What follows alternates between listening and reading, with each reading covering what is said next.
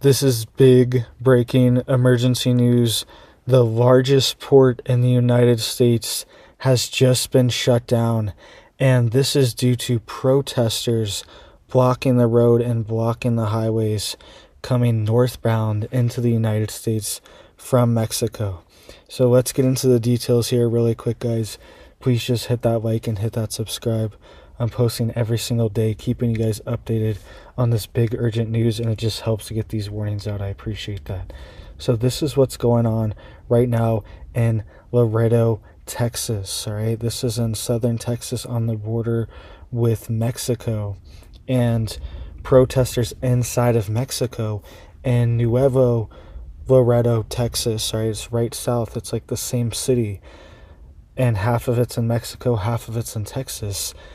Protesters on the Mexico side have gathered and they have shut down the road. All right, traffic going both ways, north and south, has been shut down, but they're saying primarily traffic coming north is being heavily affected, and it's backing up for miles and miles. You can see these pictures here. All right, these are real pictures from today, Tuesday, November 12th, and this is what these protesters were doing all day. They were shutting down this port here, and this is actually the largest port in the United States, believe it or not. It had the most traffic in the United States in the month of August as well too, and it was the largest port in 2023 as well. So this is major that they're shutting us down, and they're shutting it down inside of Mexico, and they are protesting all the stuff that's going on in the United States. Right? They are protesting. They do not like what's happening in the United States, the change of Donald Trump becoming president. And they are now shutting down the ports, all right? Shutting down our trade and supply chain, right? So let me know what you think of that down below. Also, really quick, here's some more details on this port, all right? Here are some of the major imports that come through. Passenger vehicles, all right? It's the leading import port for it, right? And also are one of the leading ones, actually, sorry. And also motor vehicle parts, commercial vehicles, computers, diesel tractors, all right, semi-trailers, medium-sized cars, standalone computer processing units, and communication apparatuses, all right? These are all the main things that are coming up through Mexico, through this port into the United States northbound, and it's been shut down. There's also a lot of fruit and vegetables right now in the winter months because all of the more northern states are shutting down their farming and production. They've already harvested, and they're sending out all the grain. It's already happening, or it's already done in a lot of areas. And so a lot of the fresh fruits and vegetables are now coming up from Mexico, right? And these things like watermelon, stuff like that, it's coming from Mexico if you're getting that in the winter here. So that's being shut down as well too.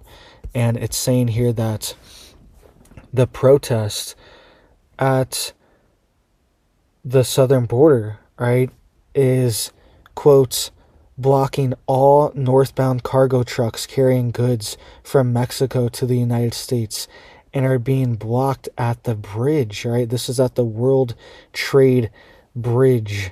This is the largest trade port in the United States, combined with the Columbia Solidarity Bridge as well too. These are both in Laredo, Texas, all right? And this is a quote, all northbound cargo trucks carrying goods from Mexico to the U.S. are being blocked at the bridge, said Armando Tabado. This is the Assistant Director of Field Operations at the Laredo Field Office for the port. Quote, there is a protest in the city of Nuevo Laredo affecting World Trade Bridge north and southbound traffic, Tabado said in an email to the trade community. Quote, the Columbia Solidarity Bridge is open and processing shipments in both directions, right? So they shut down the World Trade Bridge, but the Columbia Solidarity Bridge is still open.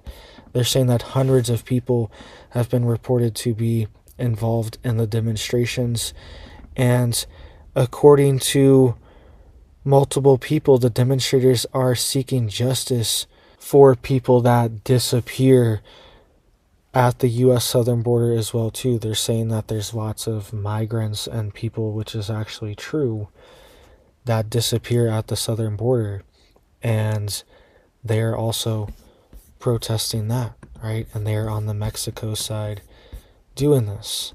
They're also saying that they want to meet with authorities and they will not leave until they meet with state or federal authorities.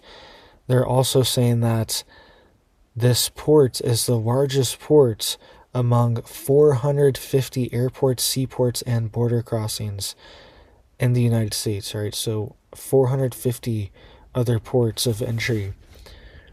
And this is the largest one. And it's saying here that the trade total in August for this port was $30 billion and $700 million. All right, so $30.7 billion. And they're also saying that it processes 8,000 to 10,000 cargo trucks daily. So thousands of trucks are stopped right now, right? Maybe tens of thousands at this point.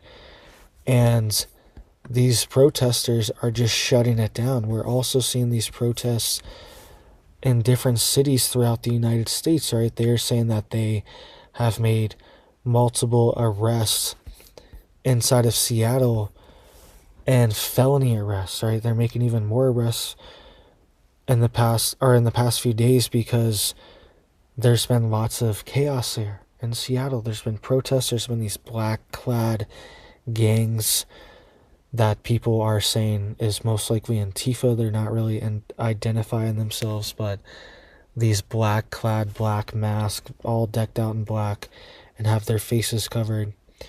They've been running around the city in Seattle and causing chaos.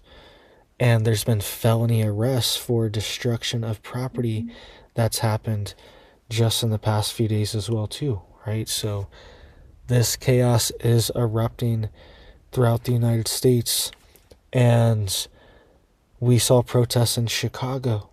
We've seen protests in New York. All these different major cities are protesting Donald Trump, and they're protesting his plan, his deportation plan, right? His mass deportation plan and his migration plan and his border plan. A lot of people are protesting that. That's one of the main things that we are seeing here across the country. And we also just saw Tom Homan. He was appointed the quote border czar and the head of ICE, Immigration and Customs Enforcement. He's going to be the head of that in the Trump administration, and he has been giving interviews and speeches saying that he is going to be focused on this day one and taking this as a major priority, as a serious priority for him and the administration. So that's a major appointment that Trump just made. He also just made a few other appointments here too. It's saying that President Trump has announced that Elon Musk and Vivek Ramaswamy will also lead the Department of Government Efficiency, DOGE, DOGE. He's saying that they will be the lead of it. He put out a statement.